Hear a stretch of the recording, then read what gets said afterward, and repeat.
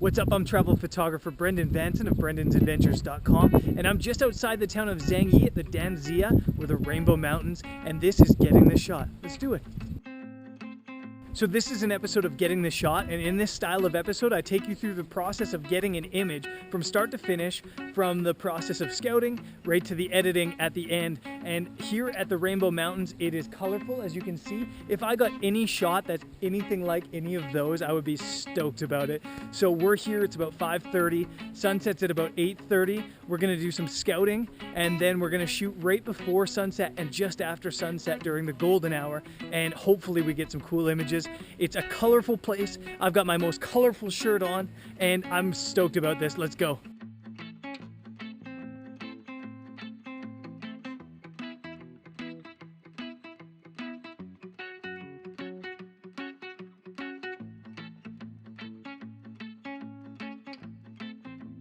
Okay, so we're just up the hill, and the sky's pretty bland. It's like really hazy and not great so far early in the evening.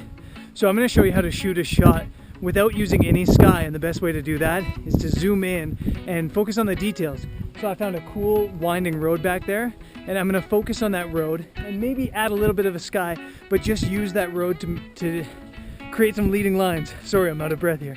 And maybe I'll shoot like f9, and that should give me enough depth of field to keep the whole thing in focus.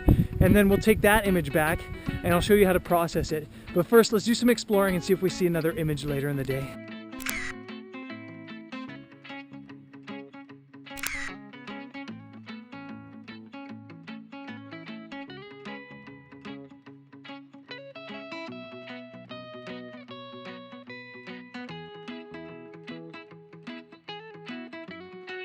So after seeing about 100 different lines here, I like a lot of it. There's really cool shots. We've got soft light over there in the afternoon, which is exactly what we want. And I've actually decided I'm going to do something different. And I see all this cracked earth in the foreground, so I'm going to use this as my anchor. I'm going to anchor the landscape image, which is what you want to do, and use these lines in the cracked earth to point right into that colorful mountain. It's a completely different image than other people have done here, which is something I always want to do. I want to create something that's unique and my own. And so what I'm going to do is I'm going to try two different things. I'm going to shoot f11 and see how that comes out, which should put almost everything in focus. And I'm going to shoot f3.5, which should just leave the foreground in focus. The really important thing is put the focus at 1/3. Let's shoot this.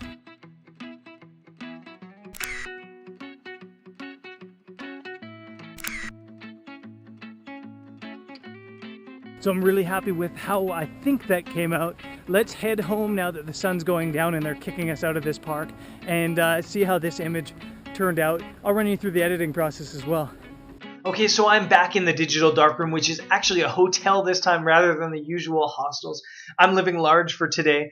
But yeah, before I get to the edits, I want to urge you to head over to brendansadventures.com.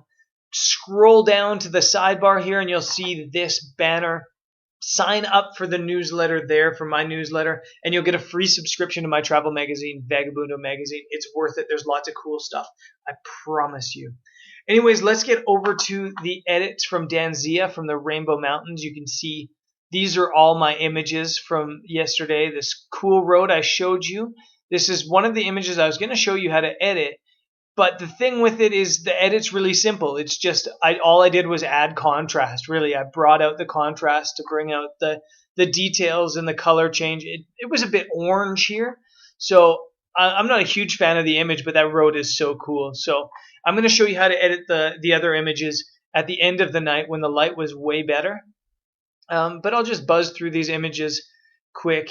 You can see the Danxia Mountains are cool, and this road was awesome, this curvy road. Yeah, we're getting into some really colorful sections here as the light's going a little bit softer on us.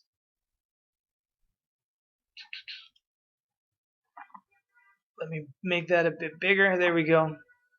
Make myself a little smaller. Yeah, so the light in the early afternoon was actually great. A lot of guys wait right until just before sunset to shoot. And that's usually what I do too, but we're so far north here in China right now that the light was nice and soft no matter what time of day, really, just outside of noon. So this was all like 6 in the evening, but 2.5 hours before sunset.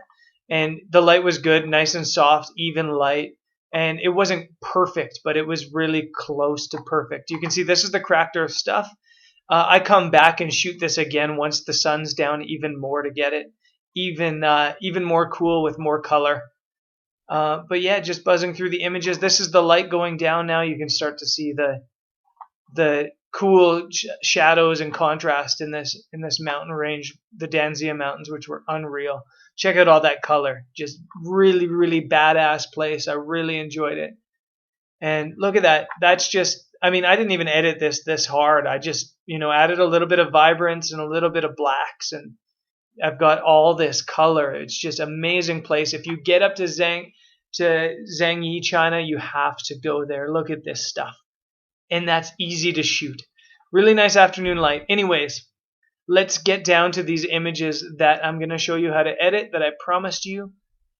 Just after the sun has gone down, you can see in this image the sun's right on the horizon, which is why you get all these casted shadows, which looks cool sometimes. And just after the sun goes down is when you get the really, really, really soft light.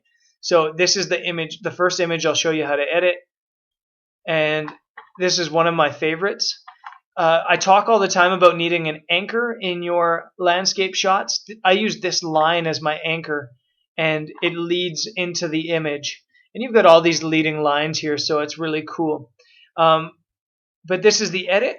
Before it's edited, you hit reset, and you'll see what it looks like. You can see the colors are really muted, and it's in a shadow. So what we do first is we're using gradient filters to bring that out. Now, normally I use a filter actually on my camera, but I was being lazy, to be honest, out there, and it wasn't really, really necessary. But you bring out the foreground a little bit just to give yourself some more light to work with. And then I'm going to do the opposite for the sky, and I'm actually going to just bring the exposure down just a touch like that. And so now we have a more properly distributed light in the image. We've got a nice clean foreground and a nice dark sky with nothing too dark and nothing too bright. And then we come down here, and I like to move the whites on this type of landscape just because it kind of brightens things up again. It makes things look a little less dull. You don't want to go too far, maybe like 45. And I'm going to bring back the blacks because that brings out the color and the contrast. You can see it's already coming out. And then again, a little bit more contrast. And then you hit vibrance, and it brings out all the colors in the mountain. Now, I think it's also important in this type of image to really not saturate too much, but bring out the contrast in saturations. So you want to make things look a little bit more red and more yellow rather than this muted orange color. And I'm going to do that just by bringing out the saturation in those colors and then going over to the hue. And the orange, you see if I move it all the way here, it looks greenish. If I move it all over there, it looks purplish. You just touch it over and it's a little bit more red rather than orange. And it makes more of a contrast between these colors. And then I'm going to do the opposite for the yellow. If I go over here, it looks orange and it's the exact same color. I go there and it's bright yellow. Just bring it somewhere like that, and you've got this nice contrast between the oranges and the yellows. And we basically have our image. I want to bring out the sky just a bit more. And yeah, that's it. So 1 minute, 2 minute edit at the most with these types of images. Now, one thing I want to kind of point out is that usually I avoid the horizon on the center, but this image, it kind of works because you've got all these leading lines pointing right to the center like this. Everything leads to here, so it kind of works. If I was to drop that down to 2/3, it also looks really cool, and some might prefer that, and I'll probably end up exporting both of those files just to have it. But I kind of like how the sky comes out here as well. So yeah, like I said, sometimes you just process both images so you have both. Let's move on to the second image. This is the cracked earth image. And what you see here is, you remember I was talking about shooting one image f9 and one f3.5. What I did with this image later in the day is I actually shot in between that. This was shot at 6.3. And the reason I did that is I thought 3.5 blurred the background too much, and 9 didn't blur it enough. So I really wanted to focus on the foreground here. And I actually haven't edited this, so you don't see anything done, but I just hit vibrance. So I'll hit reset just to bring it all back. And then to edit it, again, the first thing you do is you hit your horizon straight, and then we're going to mess with our exposure again, just to bring out the light, and then bring down the light in the sky. And then I'm going to actually use a gradient here, again a different gradient, just to make this all contrasty, and also bring out this cracked earth. And so I do that using contrast, clarity, and I'm actually going to drop the shadows a bit as well, just to bring out all of the blacks that you can. And now in this, I'm also going to drop the blacks a bit and increase the whites just a bit to brighten the whole image. And I'm also going to increase the highlights and the vibrance. And yeah, that's about it. That's what I was going for. I was going for these cracked earth leading lines up into the color. I didn't get nearly enough of the color in here in the background as I would have liked, but the focus on the cracked earth really came out cool. And yeah, so we add our final touches. I'm going to do the same thing I did to the last image, just by messing with the oranges to make it a little bit more red and the yellows to make it a little bit more yellow. And that's it. Those are our two final images shot at Danxia Rainbow Mountains. And it's a really simple process if you're shooting at the right time of day. The mistake that so many people make is that they shoot in the middle of the day. So the lesson to be learned today of shooting landscapes is you have to be there in the late afternoon or early morning, preferably right around sunrise or before sunrise, and right after sunset or right at sunset. So you get cool images of cool places if you're there at the right time of the day. If you're at a place like Danxia in the middle of the day and you want cool photos, it's probably pointless to even take out your camera. You know, you're not going to get that color, that contrast, and that light. You need to be there at the right time of day. Anyways, that's it for me on the show today. I'm off to a couple cool places next.